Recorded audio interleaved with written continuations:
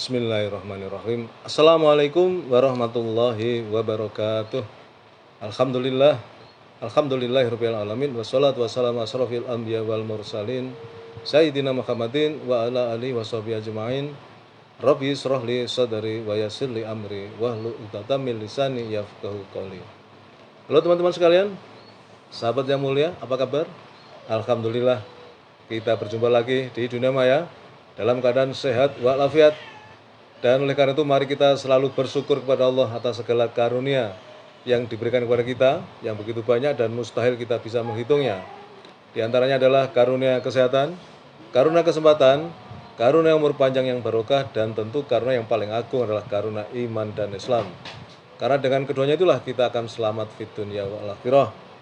Dan selanjutnya mari kita berselawat kepada baginda Rasulullah Muhammad SAW. Allahumma sholli ala Sayyidina Muhammad wa ala ali Sayyidina Muhammad. Teman-teman sekalian, alhamdulillah saya bisa hadir kembali untuk melanjutkan membacakan buku Sirah Nabawiyah, buku tentang kisah perjalanan kehidupan baginda Rasulullah Muhammad SAW. Yang dengan kita membaca ataupun mendengarkan kisah ini, mudah-mudahan kita semakin mencintai baginda Rasulullah Muhammad SAW, sehingga kelak di yaumil kiamah kita dikenali oleh beliau sebagai umatnya yang mencintai beliau, sehingga kita bisa mendapatkan syafaat beliau di yaumil kiamah kelak. Teman-teman sekalian, pada kesempatan ini saya akan melanjutkan topik baru atau bab baru, yaitu perjuangan berdarah. Ya, ini tentu bagian dari dari kehidupan beliau, ya. Selain berjuang berdakwah, tapi juga beliau juga mengalami beberapa puluh perang, ya, baik yang beliau langsung pimpin maupun dipimpin oleh sahabat beliau. Provokasi kaum Quraisy melawan kaum Muslim setelah hijrah dan kontak mereka dengan Abdullah bin Ubay. Sebagaimana telah kami singgung, kami ini penulis maksudnya, ya, sebelumnya, mengenai apa yang telah diperbuat kaum kafir Mekah terhadap kaum Muslim berupa ragam penyiksaan dan deraan, juga bagaimana perlakuan mereka ketika kaum Muslim yang berhijrah. Karena itu layak bagi mereka disita hartanya dan diperangi. Sekalipun demikian, mereka tetap belum sadar dari kezaliman tersebut dan menghentikan permusuhan mereka. Bahkan kemarahan mereka malah semakin menjadi-jadi, ya, mengetahui kaum Muslim berhasil lolos dan mendapatkan perlindungan dan tempat menetap di Madinah. Mereka lalu menulis sepucuk surat kepada Abdullah bin Ubay bin Salul yang waktu itu masih dalam kesyirikan dan hampir diangkat sebagai pemimpin kaum Ansor dan diangkat sebagai raja bagi mereka seandainya Rasulullah tidak berhijrah dan mereka beriman kepadanya. Mereka menulis surat kepadanya dan para rekannya yang ada dalam kesyirikan. Dalam surat tersebut mereka berkata dengan tegas, "Sesungguhnya kalian telah memberikan perlindungan kepada teman kami Muhammad dan kami telah bersumpah atas nama Allah untuk memeranginya dan kalian mengusirnya. Jika tidak, kami seluruhnya mendatangi kalian hingga kami berhasil membunuh kalian, pasukan kalian, dan penawan perempuan-perempuan kalian." Sesampainya surat tersebut, Abdullah bin Ubay bin Salul langsung mengikuti perintah dari rekan-rekannya kaum musyrik Mekah, karena memang dia memiliki dendam terhadap Nabi SAW yang dianggap telah merampas mahkota kerajaannya. Abdurrahman bin Ka'ab berkata, begitu tiba surat tersebut, Abdullah bin Ubay bin Salul bersama rekan-rekannya dari kalangan penyembah berhala berkumpul untuk memerangi Muhammad SAW.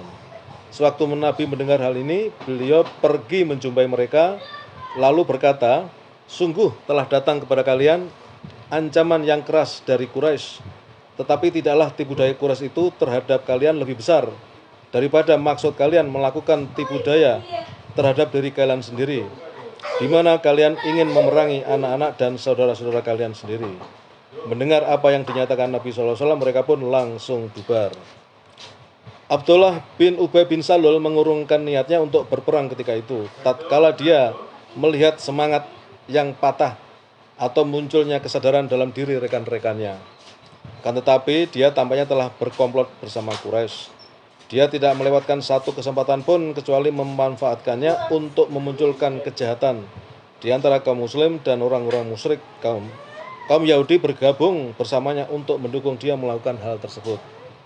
Tetapi demikianlah langkah bijaksana Nabi SAW yang berhasil memadamkan api kejahatan mereka dan dari waktu ke waktu.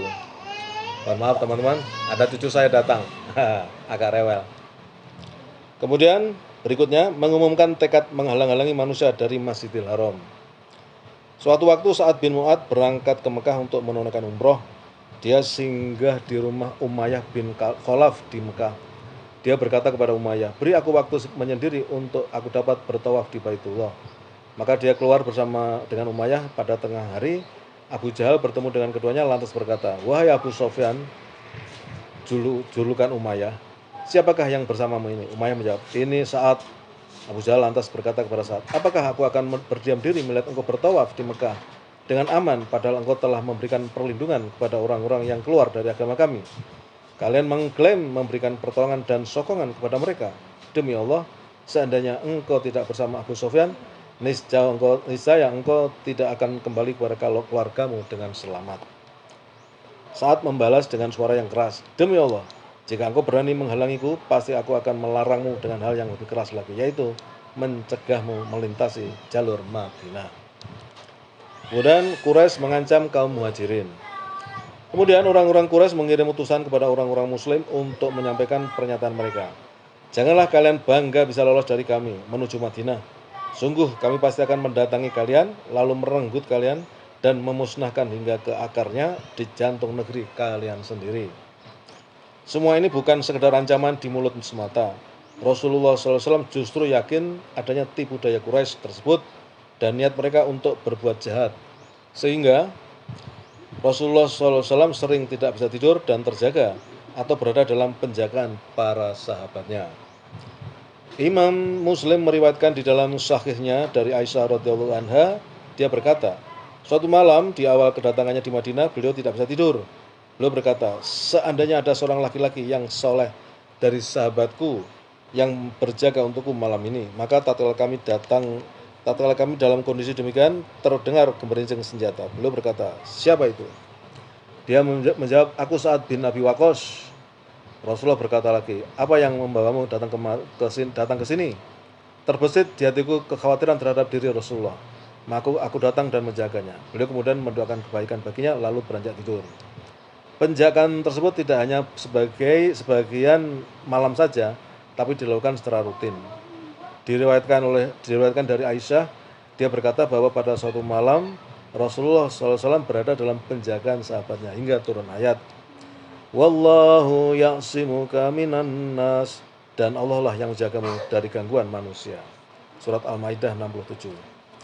Kemudian Rasulullah SAW mengeluarkan kepalanya dari lubang jendela lalu bersabda, "Wahai manusia, pergilah kalian dariku karena sesungguhnya Allah telah menjagaku."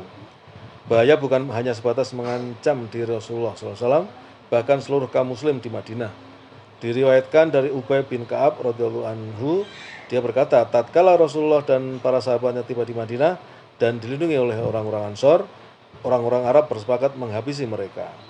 Sejak itu mereka senantiasa dalam siaga dan membawa senjata siang maupun malam. Oke teman-teman, sementara sampai di situ saja. Besok akan saya lanjutkan dengan izin untuk berperang dan selanjutnya ya. Ya cukup waktu 10 maksimal 15 menit ya supaya tidak terlalu panjang kalian mendengarkan penuturan saya membacakan buku ini ya, pendek-pendek sampai akhirnya selesai ya. Bagi yang ingin mendengarkan dari awal tinggal scroll saja ya, scroll saja baik di akun Facebook saya Kisah Para Rasul maupun di channel YouTube ya, sama dengan namanya sama Kisah Para Rasul ya. Demikian teman-teman yang bisa saya sampaikan, mudah-mudahan bermanfaat dan kebenaran datang dari Allah. Bila mana saya dalam menyampaikan ini ada kekurangan kekhilafan, mohon dibukakan pintu maaf. Terima kasih. Assalamualaikum warahmatullahi wabarakatuh.